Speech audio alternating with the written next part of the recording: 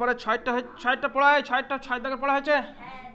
দেখো এবার যে অঙ্কগুলো এই এতক্ষণ যে অঙ্কগুলো হচ্ছিল এগুলো 1 নম্বরে অথবা 2 নম্বরে আসতে পারে। এবার যে অঙ্কগুলো করাবে এগুলো ভেরি ভেরি ইম্পর্টেন্ট, এক্ষুনি বললাম না, ওগুলো 4-এ আসবে, 4 নম্বরে আসবে, ঠিক আছে। তাহলে দেখো এবার 6টা দেখো, 6টা অতটা ইম্পর্টেন্ট নেই কিন্তু তারপরে করে রাখো। 6 কি বলেছে, জলে হাইড্রোজেন ও অক্সিজেন 2:1 অনুপাতে আছে, জলের মোট পরিমাণ হাইড্রোজেন এবং অক্সিজেনের শতকরা কত আছে লিখি। দেখো একদম সহজ। দেখো তাহলে এরকম লিখবে, জলে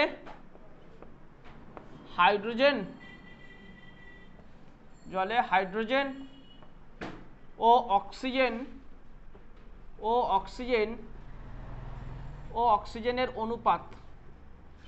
অক্সিজেনের অনুপাত যথাক্রমে দেখে নাও সমান সমান, আগে দেখে নাও সহজ অঙ্ক একদম। যথাক্রমে কত আছে বলো, যা দেবে হাইড্রোজেন অক্সিজেনের অনুপাত দিয়েছে, যথাক্রমে 2:1 অনুপাত আছে, যা থাকবে দেখো না, আগে দেখে নাও 2:1 অনুপাত আছে না, 2:1 সবাইকে দেখতে বলছি আমি, 2:1 আছে, ঠিক আছে, বোঝা গেল কি। দেখো এইটাকে কি লিখবে, দেখো 2:1 যেটা বই দিন লিখবে, তুমি একটুখানি কায়দা করে শুধু একটা জিনিস লিখবে, কি এদিকে দেখতে বলেছি, এবার মার খাবে, একটুখানি একটা জিনিস কায়দা করে লিখবে, কি 2:1 আছে, দেখো 2 লিখবে, দেখো 2 আর 1 যদি যোগ করি, যে যাই থাকবে যেগুলো থাকবে সেগুলো যোগ করবে, তাহলে 2 আর 1 যোগ করলে 3 হয় না, নিচে 3 লিখবে, ইস 2 1 নিচে 1 এর সাথে 1, 2 এর সাথে 2 লিখলেই 2 এর সাথে 2, 1 এর সাথে 1, আর 2 আর 1 যোগ করে 3, কেন লিখলাম, দেখো সেই একই জিনিস, আমার ইস্ট মানে সেই 3 কেটে যাবে না, সেই 2:1 পড়ে থাকবে, কিন্তু আমি এইভাবে লিখলাম, এটাকে বলে আনুপাতিক ভাগার, ইস্টটা না দিলে এটাকে বলে আনুপাতিক ভাগার, ঠিক আছে। যাই 2:3 1:3 কেন লিখলাম আমি বলছি একটু পরে। এবার কি বলেছে, জলে মোট পরিমাণে হাইড্রোজেন এবং অক্সিজেনের শতকরা কত আছে, জলের মোট পরিমাণে হাইড্রোজেন ও অক্সিজেন শতকরা কত আছে লিখি। তাহলে অতএব জলে হাইড্রোজেনের হাইড্রোজেনের আগে দেখে নাও সবাই, হাইড্রোজেনের শতকরা পরিমাণ, দেখো শতকরা পরিমাণ কিভাবে লিখবে,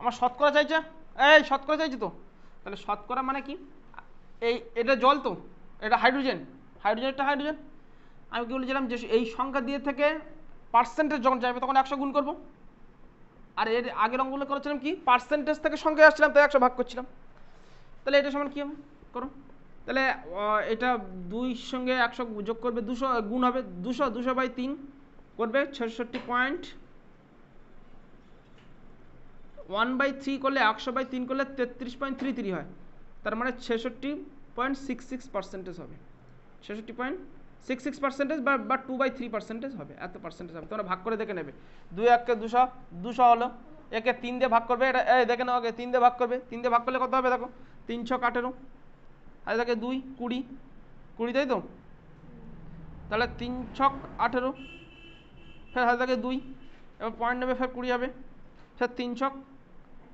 আচ্ছা আর করার দরকার নেই, 66 পূর্ণ, তাহলে 66 পূর্ণ 2/3, 66 পূর্ণ 2/3 করে দিলে, বুঝতে পেরেছো।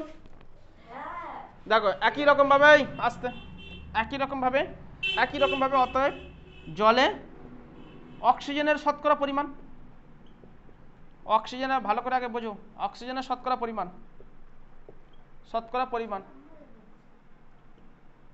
কি লিখবো, তাহলে এইটা জলে, এটা হাইড্রোজেন ছিল, এবার জলের কি 1/3, জলের 1/3 তো, তাহলে জলের 1/3 ইন্টু 100, 100কে 3 দিয়ে ভাগ করবে, দেখবে 33 পূর্ণ 1/3 আসবে, এত পার্সেন্টেজ দেখে নেবে তোমরা, ঠিক আছে, বেশ আনসার হয়েছে। হ্যাঁ আবার কি, এই নেক্সট ইম্পর্টেন্ট, তাহলে 9 এর দাগে অঙ্ক, 9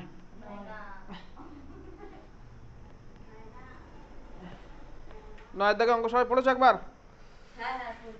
কি বলছে, তৃষা মিলন দাদার বইয়ের দোকান থেকে একটি বই কিনলো, মিলন দাদা বইয়ের উপর লেখা দামের উপর পর্যায়ক্রমে পরপর 10% ও 5% ছাড় দিলেন, বইটির উপর লেখা দাম 200 টাকা হলে তৃষা মিলন দাদাকে কত টাকা দিল হিসাব করে লিখি। খুব একটা ইম্পর্টেন্ট কোশ্চেন,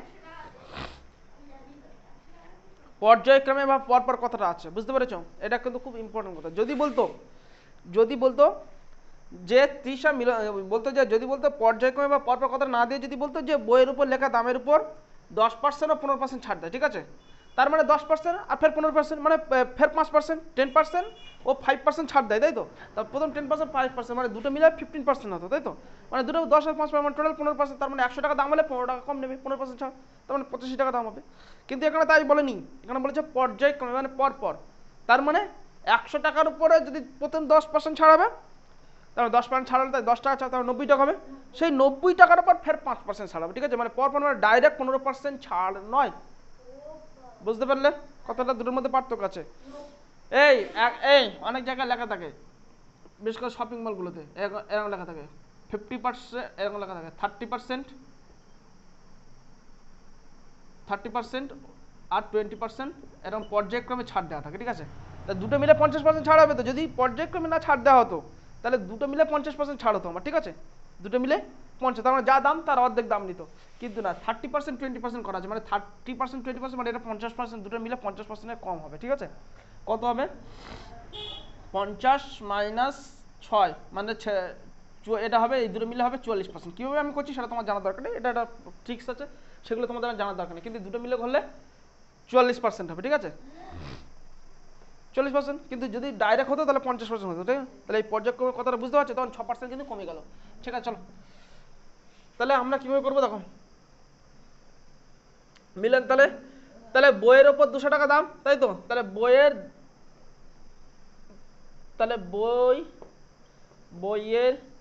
বইয়ের দাম কত? 200 টাকা। 200 টাকা, 200 টাকা, বইয়ের দাম 200 টাকা। 10% ছাড় দিলে, 10%, আচ্ছা ওইভাবে না লিখে লেখো। তাহলে দেখো, বই আমি একবার করেছি। তাহলে বইয়ের দাম 200 টাকা, এর 200 টাকার 10% ছাড় তো। তাহলে 10% সমান কত? বইয়ের দাম 200 টাকার 10% মানে কত? 200। এক্ষুনি করালাম 10, 200 টাকার বাই 100, হ্যাঁ কি না? হ্যাঁ কি না? এই এই শূন্য, এই শূন্য, এই শূন্য, এই শূন্য কেটে গেল, তাহলে কত হয়েছে? শুধু 10 দোকানে 20, তাই তো? তাহলে বইয়ের দাম 200 টাকার, বইয়ের দাম না লিখো না, 200 টাকার 10%, ঠিক আছে? তাহলে এখন দাম, তাহলে এখন বইয়ের দাম, এখন এখন বইয়ের দাম কত হয়? এখন বইয়ের দাম আমার 20 টাকা তো ছাড় দিয়েছে, এত টাকা ছাড় দিয়েছে। এখন তাহলে এখন বইয়ের দাম কত? 200 মাইনাস 20 টাকা, তাই তো? সমান সমান 180 টাকা, হ্যাঁ কি না বলো? হ্যাঁ কি না? এবার বলছে এটা তো আমার 20%, 10% ছাড় দেওয়ার পরে এবার বলছে ফের এই টাকার উপরে 180 টাকা, 180 টাকার উপরে এবার 5% ছাড়, ডাইরেক্ট 15%। তাহলে দেখো 180 টাকার উপরে, আর 180 টাকার 5%, 180 টাকার 5%,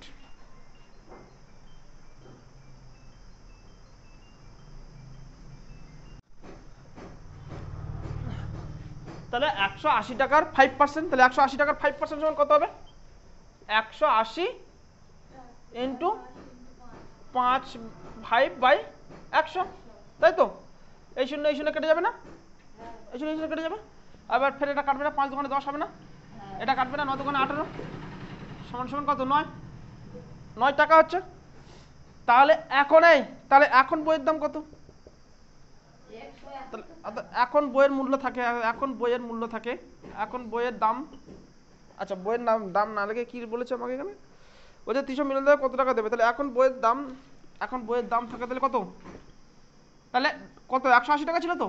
তাহলে 180 টাকা থেকে ফের 9 টাকা বিয়োগ করবে, তাহলে কত হবে? 171 টাকা, হ্যাঁ কি না বলো? হ্যাঁ কি না? তাহলে এবার সরাসরি লিখে দাও, অতএব কি বলেছে? তৃষা মিলন দাদাকে কত টাকা দিলে হিসাব করে দেখি। অতএব তৃষা মিলন দাদাকে মিলন দাদাকে 171 টাকায় দিল।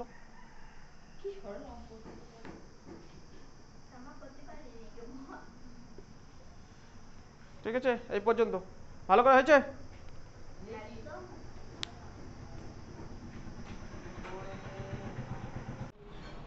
ঠিক আছে, দেখো এবারে তাহলে 9 পর্যন্ত ছিল তাই তো, 10 112 পেজ। 10 দেখো, একটি বর্গক্ষেত্রের প্রতিটি বাহুর দৈর্ঘ্য 10% বাড়ালাম, ওই বর্গক্ষেত্রের ক্ষেত্রফল শতকরা কত বাড়লো ত্রৈরাশিক পদ্ধতিতে হিসেব করে লিখি। একটি বর্গক্ষেত্রের প্রতিটি বাহুর দৈর্ঘ্য 10% বাড়লাম, তাহলে বর্গক্ষেত্রের বাহুটা কত তো জানি না আগে, তাই তো? বাহু জানি কি আমরা? তাহলে বাহু ধরে নাও, দেখো ধরি বর্গক্ষেত্রের বাহু সমান এক্স, ঠিক আছে, এক্স একক, ওকে, বর্গক্ষেত্রের বাহু হলো এক্স একক, ঠিক আছে। এবার তাহলে বর্গক্ষেত্রের ক্ষেত্রফল আমাকে বার করতে হবে, বলেছে কি বলেছে যে বাহু 10% বাড়লে ক্ষেত্রফল কত বাড়বে, তাই তো? তার মানে আমি এক্স ধরলে তাহলে এর আগে ক্ষেত্রফলটা বার করবো, তারপরে 10% বাড়বে বাহু, তারপরে তার আলাদা ক্ষেত্রফল হবে, তাই তো? তার মানে ধরে নাও আগে ধরে নাও এরকম একটা ক্ষেত্রফল ছিল, এর ধরে নাও এই যে প্রত্যেকটা বাহু এক্স ছিল বলে এই যে এক্স এক্স এক্স এক্স আছে, এদের 10% করে ফের বাড়াবে, মানে এদের মানে আর একটু করে বাড়াবে ধরে নাও, ঠিক আছে। ধরো মানে এটাতে ধরো এটা একটু বড় হলো, ঠিক আছে। ধরো যে বললো এবার এদের এক্স এক্স করে বাড়লো, তো এদের আটু করে যে বাড়লাম, যে কতটা বাড়াবো সে এখন যে ক্ষেত্রফল সেইটা বলো, ঠিক আছে। এইটার ক্ষেত্রফল থেকে এই ক্ষেত্রফল শতকরা পদ্ধতিতে বলো, এটাই হলো কথা, ঠিক আছে, বুঝতে পেরেছো? মানে এটা ছিল, সেখান থেকে এখানে বাড়লাম, এটা আরো বড় করে রাখলে বুঝতে সুবিধা হবে, ঠিক আছে। ধরো এরকম, ঠিক আছে। এবার দেখো তাহলে বর্গক্ষেত্রের বাহু যদি এক্স একক হয়, তাহলে ক্ষেত্রফল কি হবে বলো? বর্গক্ষেত্রের ক্ষেত্রফল কি? অতএব বর্গক্ষেত্রের ক্ষেত্রফল কি হবে? ক্ষেত্রফলের সূত্র কি? এই কিরে এতজনে একজনও পাচ্ছ না কেন? বর্গক্ষেত্রের ক্ষেত্রফলের সূত্র কি? ক্ষেত্রফল কি? বাহু গুণ বাহু, তার মানে এক্স গুণ এক্স, তাই তো? এক্স গুণ এক্স, আমি একবার লিখে দিচ্ছি, এক্স গুণ এক্স মানে কি? এক্স স্কোয়ার একক, ঠিক আছে, হলো। এবার বলছে বাহুর 10% বাড়ানোর কথা বলেছে তো নাকি? কই? হ্যাঁ, প্রতিটি বাহুর দৈর্ঘ্য 10% বাড়ালাম, তাহলে যদি 10% বাড়ানো হয় তাহলে দেখো, তাহলে কি লিখবে যে বাহু 10% বাড়ালে বাহুর দৈর্ঘ্য 10% বৃদ্ধি পেলে, বাহুর দৈর্ঘ্য 10% বৃদ্ধি পেলে এখন বাহুর দৈর্ঘ্য কত হবে বলো? এখন বাহুর দৈর্ঘ্য কত হবে? দেখো এই দেখে নাও আগে, তাহলে এক্স ছিল তো, আগে এক্স ছিল, 10% বেড়েছে, তার মানে এক্স তো থাকবেই, এক্স থাকবে, এক্স এর ফের 10% বেড়েছে, প্লাস এক্স এর মানে গুণ মনে আছে 10%, 10/100 মনে আছে, এই শূন্য কেটে যাবে না, তাহলে কত থাকলে এখানে এক্স প্লাস 1 এই মানে এক্স এর সঙ্গে 1 গুণ করলে এক্স হবে, 1 এর সঙ্গে যাই গুণ করবে সেটাই থাকবে তো নাকি, x/10। এবার এইটা করো, তাই নিচে কি হবে? এর নিচে কিছু মানে 1 আছে, এর নিচে 10 আছে, তাহলে 10, ঠিক আছে, 10 হলো 10 লাখ, এর নিচে কিছু মানে 1, সেই 1 কে 10 দিয়ে ভাগ করতে হবে, তাই 10 1 10, 10 অ্যান্সার, সেই 10টা x এর সঙ্গে গুণ, তাহলে 10x, বাচ্চাদের জিনিস, প্লাস 10 এর সঙ্গে এই 10 ভাগ করব, 10 1 10, 1 অ্যান্সার, সেই 1টা এর সঙ্গে গুণ, x এর সঙ্গে 1 গুণ করলে x ই থাকবে, তাই তো? এত একক। আচ্ছা এটা তাহলে কত হলো? 10x প্লাস x মানে কত হলো? 11x/10 না? 11x/10, হ্যাঁ কিনা বলো? 11x/10 না কি বলো? কি আছে না শুনলে বুঝতে পারো কি করে? এইটা ছিল x একক ধরলাম, সেটার ক্ষেত্রফল x স্কয়ার হলো, সেখান থেকে 10% বাড়লাম, মানে x তো ছিলই, সেই x থাকবে, সঙ্গে তার 10%, x প্লাস x ইন্টু 10/100, তাহলে x প্লাস x/10, ঠিক আছে। তাহলে কত হলো? 10x প্লাস x/10, তাহলে কত হলো? 11x/10, ঠিক আছে। তাহলে এটা হলো বাহুর দৈর্ঘ্য, তাহলে এখন তাহলে কি হবে? এখন তাহলে ক্ষেত্রফল কত হবে? এখন তাহলে ক্ষেত্রফল কত হবে বলো? এখন তাহলে ক্ষেত্রফল দেখো, আগে বাহু ছিল x, তাই বাহু গুণ বাহু মানে x স্কয়ার ছিল, তাহলে এখন বাহুতে 11x/10, তাহলে 11x/10 এর স্কয়ার হবে, তাই তো? এই 11x/10 দুটো বাহু গুণ বাহু তো 11x/10 না, হ্যাঁ কি না? তাহলে এটা গুণ করলে কি হবে? 11 11 121, 121 x স্কয়ার বাই 100, হ্যাঁ কি না? 11x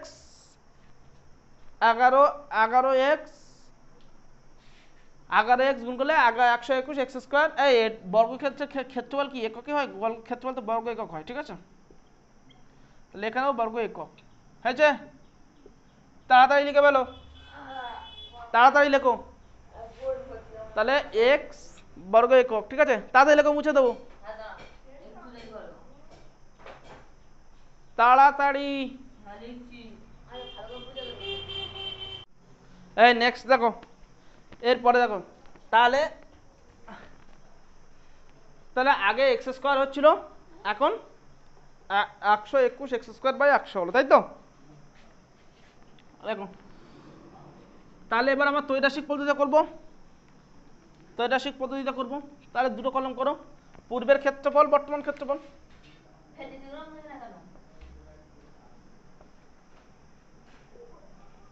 পূর্বের ক্ষেত্রফল বর্তমান ক্ষেত্রফল। দেখো পূর্বের ক্ষেত্রফল এক্স স্কোয়ার হলে, পূর্বের ক্ষেত্রফল এক্স স্কোয়ার ছিল, বর্তমান ক্ষেত্রফল কত হয়েছে? 121 এক্স স্কোয়ার হলো না? 121 এক্স স্কোয়ার বাই 100 হলো না? তাহলে আমার শতকরা যখন বার করবো, হ্যাঁ, আর যখন শতকরা বার করবো তাহলে কি সব কিছু 100-এর মধ্যে, তাহলে 100-এর মধ্যে, 100-এর মধ্যে কত মুছে দিয়ে, তাহলে তাহলে এবার কি সম্পর্ক এখানে বলো? তাহলে এটা তো আগে এক্স স্কোয়ার ছিল, 100 এক্স স্কোয়ার বাড়ছে, তাহলে এটা যদি বাড়ে এটাও বাড়বে, এটা যদি কমে এটাও কমবে, তাহলে কি সম্পর্ক? সরল সম্পর্ক। তাই লিখবে এখানে, তাড়াতাড়ি তাড়াতাড়ি লেখো, এখানে পূর্বের ক্ষেত্রফল, পূর্বের ক্ষেত্রফল ও বর্তমান ক্ষেত্রফল, ও বর্তমান ক্ষেত্রফল, ও বর্তমান ক্ষেত্রফল সরল সমানুপাতিক, সরল সমানুপাতে আছে, সরল সমানুপাতে আছে, সমানুপাতে আছে বা সরল সমানুপাতিক, সরল সমানুপাতিক একবার লিখে দাও, সরল সমানুপাতিক। ঠিক আছে, তাহলে কি লিখবে? অতএব বর্তমান ক্ষেত্রফল, তাই তো? সরল মানে উল্টাবে না, উল্টাবে না, অতএব বর্তমান ক্ষেত্রফল, বর্তমান ক্ষেত্রফল, তাহলে সমান সমান কি লিখবে? বর্তমান ক্ষেত্রফল তাহলে কি 121 এক্স স্কোয়ার বাই 100 ইন্টু, উল্টে যাবে, ওপরে 100 যাবে, নিচে এক্স স্কোয়ার থাকবে, হ্যাঁ কি না? এটা এটা কেটে যাবে, এটা এটা কেটে যাবে, তাই তো? হ্যাঁ, এটা এটা কেটে যাবে, এটা এটা কেটে যাবে, সমান সমান কত হলো? 121 হলো না? 121 হলো, 121 হলো। তাহলে এবার কি আমার কোশ্চেন কি বলেছে? কোশ্চেনে কত থেকে কত কেটে যেন 10 এটা, তাই তো? বলেছে ত্রৈরাশিক বলতে বলছে শতকরা কত বাড়লো, ক্ষেত্রফল শতকরা কত বাড়লো, তাহলে কি লিখবে? অতএব শতকরা, অতএব ক্ষেত্রফল, অতএব ক্ষেত্রফল, ক্ষেত্রফল শতকরা কত বাড়লো? 100, আগে 121 থেকে 100 বাদ দেবো, 121 মাইনাস 100 সমান সমান 21% বাড়লো, 21% বাড়লো, হয়ে গেল। ওকে।